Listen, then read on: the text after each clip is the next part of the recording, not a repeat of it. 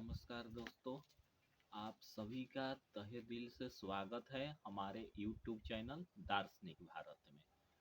पिछले दिनों हम लोगों ने नेट पर आधारित दर्शन के शाखाओं और सिलेबसों को हमने समझा था और कुछ किताबों का भी जिक्र मैंने किया था।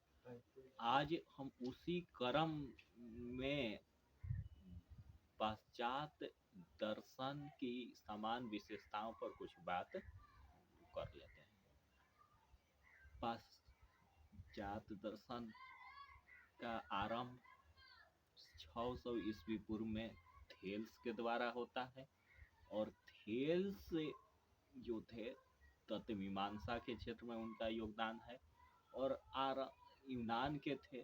और शुरू के जो भी पश्चात दार्शनिक रहे हैं यूनान ग्रीस के रहे हैं, इसलिए पश्चात दर्शन के प्रथम कालखंड को ग्रीक दर्शन के नाम से जाना गया।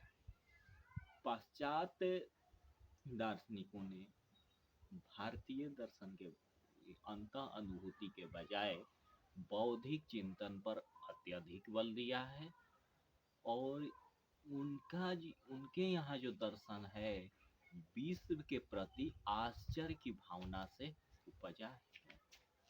अब जैसे कि हमारे मन में स्वयं के बारे में आश्चर्य की भावना जग जाए, मैं कौन हूँ, आखिर क्या है मेरा स्वरूप, तो इन आश्चर्य के भावना से दर्शन का शुरुआत हुआ है। अब जिस जगत में मैं रह रहा हूँ वो जगत क्या है, उस जगत का क्या स्वरूप है, तो इन प्रश्नों पर विचार तो भारतीय दर्शन में भी किया गया है, लेकिन भारतीय दर्शन में इन प्रश्नों पर विचार मानव जीवन में निहित दुखों के समाधान के उद्देश्य से किया गया है, जबकि पश्चिमी दर्शन में इन प्रश्नों पर विचार जिज्ञासा की तृप्ति के लिए किया गया है। पश्चिमी दर्शन का स्वरूप विश्लेषणात्मक रहा है। यहाँ दर्शन की शाखाओं पर अलग अलग तरीके से विचार किया जाता रहा है, जहाँ की जबकि हम इसके विपरीत भारतीय दर्शन को संश्लेषणात्मक पाते हैं। भारतीय दर्शन का एक व्यवहारिक उद्देश्य रहा है, इसलिए वहाँ दर्शन को व्यवहारिक कहा जाता है, जबकि पश्चिमी दर्शन का आरंभ किसी व्यवहारिक उद्देश्य को लेकर नहीं होता है, अतः इसका स्वरूप सैद्धांतिक हो चला है। पश्चिमी दर्शन को काल खंड की दृष्टि से हम 5 भागों में बांटकर अध्ययन करते हैं। पहला कालखंड जो है उसको ग्रीक दर्शन कहा जाता है या प्राचीन पाश्चात्य दर्शन भी हमें कह सकते हैं। ग्रीक दर्शन के दार्शनिकों का ध्यान स्वतंत्र चिंतन एवं वैज्ञानिकता पर मुख्य रूप से था।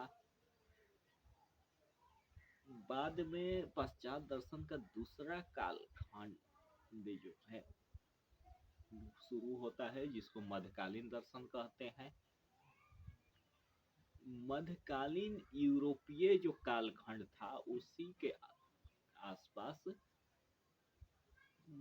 मध्यकालीन दर्शन का आरंभ होता है, जिसको धार्मिक दर्शन भी कहते हैं। धार्मिक दर्शन इसलिए कहते हैं कि इस कालखंड में ईसाई धर्म का अधिक वर्चस्व था। दर्शन एवं विज्ञान की अपनी स्वतंत्रता नहीं रह गई थी।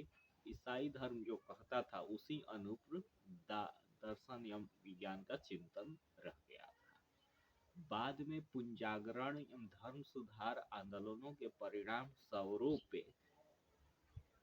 विज्ञान एवं दर्शन को ईसाई धर्म के वर्चस्व से स्वतंत्रता मिलती है, दोनों में स्वतंत्र चिंतन आरंभ होता है, तो एक नए रूप में दर्शन का शुरुआत होता है, जिसको हम आधुनिक पाश्चात्य दर्शन के नाम से जानते हैं। इसके आरंभकर्ताओं में बेकन डेकार्ट का नाम लिया जाता है। डेकार्ट को आधुनिक दर्शन का जनक माना जाता है। इसके पश्चात 100-200 साल पहले पाश्चात्य में समकालीन दर्शन का आरंभ होता है, जिसमें मुख्य रूप से तत्व मीमांसा के निरसन और भाषा विश्लेषण को दर्शन का मुख्य कार्य बतलाया जाता है। फिर समकालीन पश्चात दर्शन में अन्य विचारधाराएं भी हावी रही, जैसे अस्तित्ववाद, फेनोमेनोलॉजी, और उन सब के बाद आज से ही 50-60 वर्षों के दरमियान उत्तर आधुनिक दर्शन का आरंभ होता है। इस प्रकार पाश्चात्य दर्शन का विभाजन 5 भागों में हुआ है। प्राचीन पाश्चात्य दर्शन या ग्रीक दर्शन, मध्यकालीन दर्शन, आधुनिक दर्शन, समकालीन दर्शन, उत्तर आधुनिक दर्शन। ये मेरा आज पाश्चात्य दर्शन का संक्षिप्त परिचय रहा। धन्यवाद दोस्तों। इस वीडियो को लाइक कीजिए और सब्सक्राइब जरूर कर लीजिए।